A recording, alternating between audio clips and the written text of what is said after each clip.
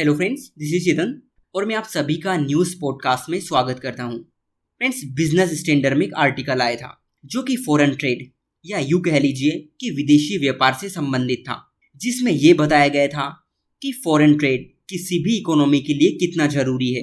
इस इशू को डिस्कस करेंगे। जैसा कि आप सभी जानते होंगे कि फॉरेन ट्रेड कंट्रीज के बीच गुड्स एंड सर्विसेज का एक्सचेंज होता है, यानी हम दूसरे देशों से चीजें खरीदते हैं और बेचते हैं।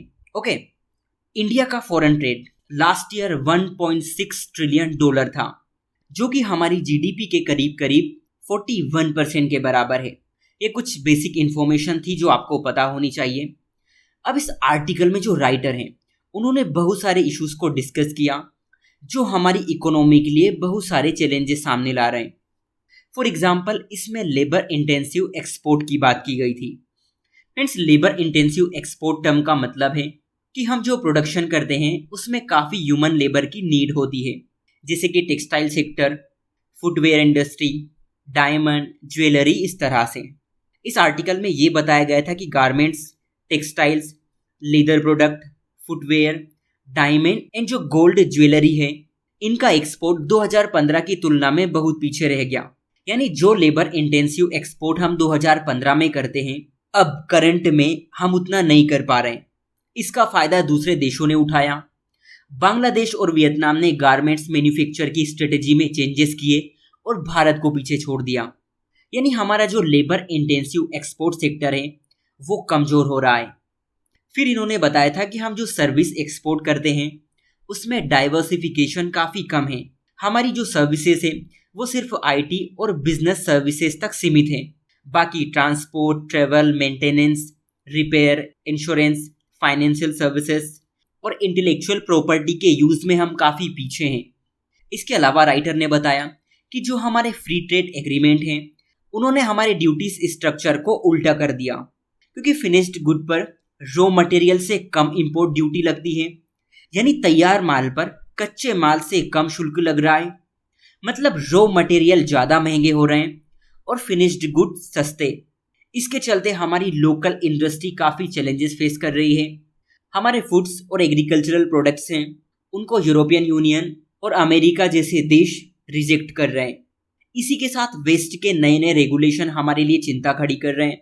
फॉर एग्जाम्पल, यूरोपियन यूनियन के डिफॉरेस्टेशन रूल्स और कार्बन बॉर्डर एडजस्ट मेजर्स।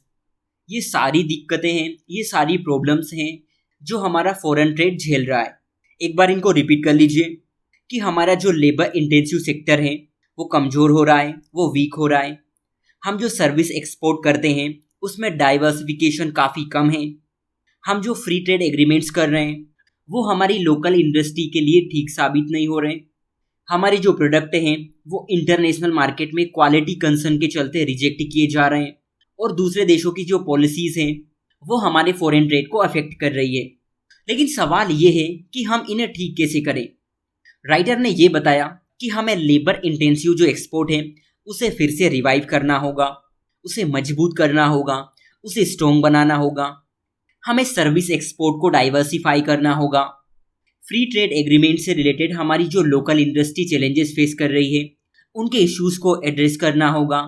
हमें अपने प्रोडक्ट की क्वालिटी सुधारनी होगी, उसे इम्प्रूव करनी होगी और काउंटर रेगुलेशंस इम्पोज करने होंगे।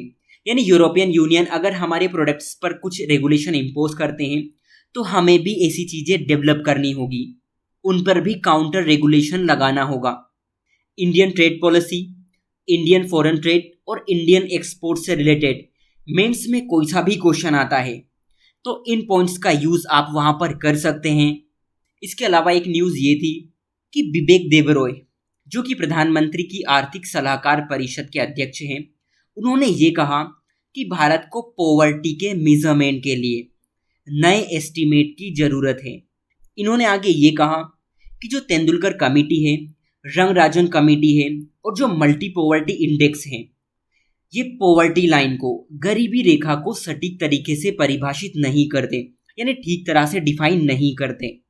फ्रेंड्स, आप लोग ये जानना कि भारत में अभी गरीबी को किस तरह से डिफाइन किया गया है, किस तरह से परिभाषित किया गया है, कौन कौन से मीजर्स हैं, क्योंकि मेंस में इस तरह के क्वेश्चंस पूछे जा सकते हैं और पास्ट में पूछे भी गए हैं।